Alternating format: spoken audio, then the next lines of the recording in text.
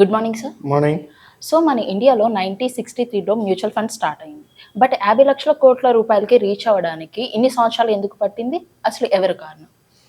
So ఏదైనా సరే starting నుంచి ఇప్పటి వరకు చూసుకునేటప్పుడు ఉన్న గ్రోత్ పారామీటర్స్ ఏవైతే ఉన్నాయో, అంటే 1963 నుంచి ఇప్పటి వరకు 50 లక్షల కోట్ల గురించి మనం చెప్పుకుంటాం. అది చాలా స్లోగానే జరిగిందని చెప్పేసి చెప్పుకోవచ్చు. One of the major parameter కింద చెప్పుకోవాల్సి వచ్చినప్పుడు మొదటి 10 లక్షల కోట్లకి రీచ్ అవ్వడానికి దాదాపు 50 సంవత్సరాలు పట్టిందని చెప్పేసి చెప్పుకోవచ్చు. కానీ రీసెంట్ 10 లక్షల కోట్లకి రీచ్ అవ్వడానికి మటుకు జస్ట్ 1 ఇయరే పట్టింది. అంటే లాస్ట్ 40 లక్షల కోట్ల నుంచి 50 లక్షల కోట్ల మార్క్ రావడానికి జస్ట్ 1 ఇయరే పట్టింది అని చెప్పేసి అని చెప్పుకోవచ్చు.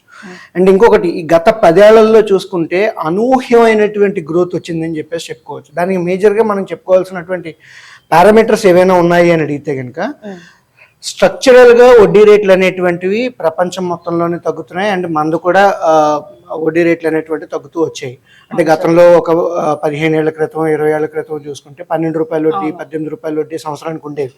అక్కడ నుంచి మనం ఇప్పుడు ఏంటంటే 6 to 7% అనేటువంటిది వస్తున్నాం. మనం రాబోయే రోజుల్లో అది ఇంకా 3 to 4% వచ్చేటువంటి అవకాశాలు కూడా ఉన్నాయి. అంటే ఓరే నెక్స్ట్ 2 decades కోసం చూసుకునేటప్పుడు. సో ఎప్పుడైతే వడ్డీ రేట్లు తగ్గుతూ వచ్చాయో, సో వేరే అదర్ ఇన్వెస్ట్మెంట్ యావెన్యూస్ ఏవైతే ఉన్నాయో, అదర్ ఇన్కమ్ జనరేటింగ్ యావెన్యూస్ ఏవైతే ఉన్నాయో, వాటి మీద జనాలు అనేటువంటిది ఫోకస్ పెట్టడం జరిగిందని చెప్పేసి అర్థం చేసుకోవచ్చు.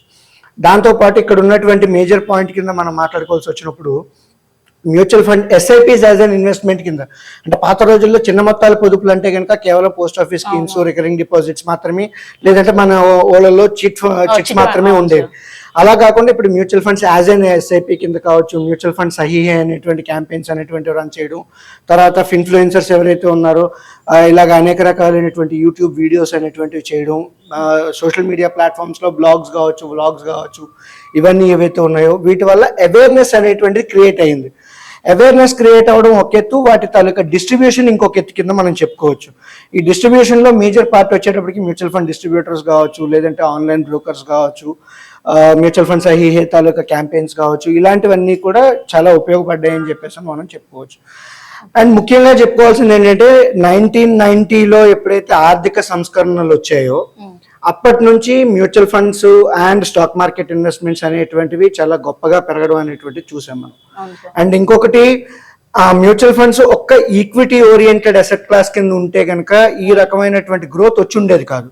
వాళ్ళు ఏంటంటే డెట్ ఇన్స్ట్రుమెంట్స్ కోసం, తర్వాత గోల్డ్లో ఇన్వెస్ట్మెంట్స్ కోసం, మల్టీ అసెట్ అలొకేషన్ అని చెప్పి, బ్యాలెన్స్డ్ అడ్వాంటేజెస్ అని చెప్పేసి, తర్వాత fund of funds, arbitrage funds, ఇలాగా అనేక రకాల కేటగిరీస్ ఎప్పుడైతే తేగలిగారో, సో ఆ బాస్కెట్ ఏదైతే ఉందో ఎక్స్పాండ్ అవ్వడానికి ఉపయోగపడిందని చెప్పేసి మనం చెప్పుకోవచ్చు.